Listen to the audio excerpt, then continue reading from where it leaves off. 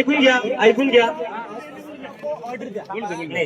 Sir फक्त message pass करताय. सरी स्वतः काय म्हणतात, फायनल डिसिजन आहे तो तुमचा आहे. तर आपण ऐकून घेऊ, पण आपल्यासाठी जे बरोबर आहे ते आपल्याला ठरवावं लागणार आहे, तुम्हाला ठरवावं लागणार आहे. सरी तेच म्हणतात. तर सरांशी तुम्ही आर्ग्युमेंट करू नका. सर फक्त मेसेज पास करताय. आणि मी तुम्हाला खरं सांगतोय, माझ्या दिल्लीच्या अनुभवावरनं सांगतोय, महाराष्ट्र पोलीस खूप चांगली आहे.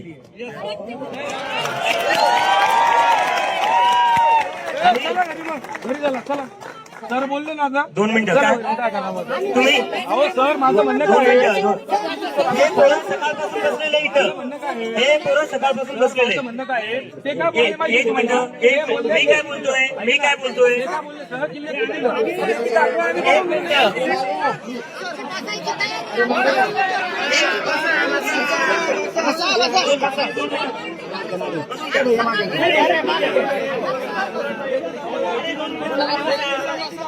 ऐका सकाळपासून 1 मिनिट, सकाळपासून मुलं इथं बसलेले, हे बाहेर येऊन मोदळले जाणार इथं. चालू आहे तुमचं आंदोलन. सगळे स्टुडंट्स इथं सकाळपासून नाही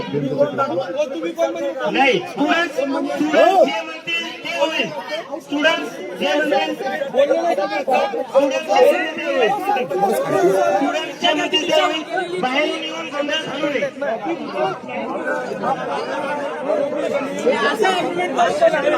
बाहेरून येऊन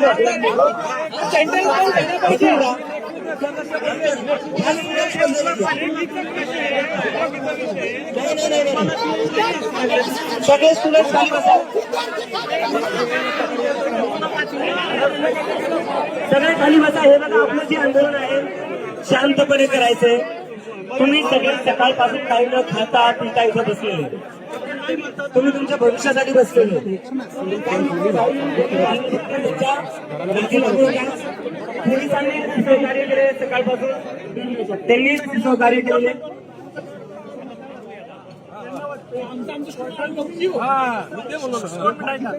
सरांनी काय सांगितलं की ह्या लोकांनी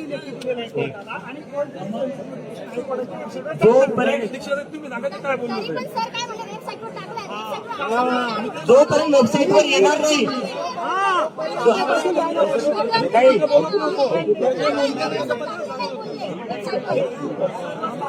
हे बघा, आपसात हे करू नका.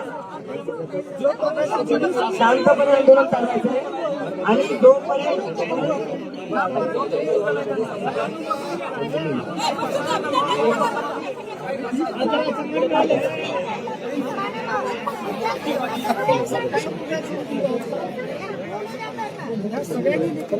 शांतपणे बसून राहायचं. सगळे सकाळपासून बसलेले इथे बसलेले, काही न खाता पिता बसले, तुमच्या भविष्यासाठी बसले, तुमच्या शिक्षणासाठी बसलेले.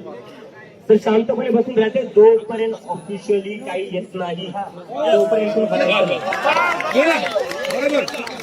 आणि जंतर मंतर माझं घर नव्हतं.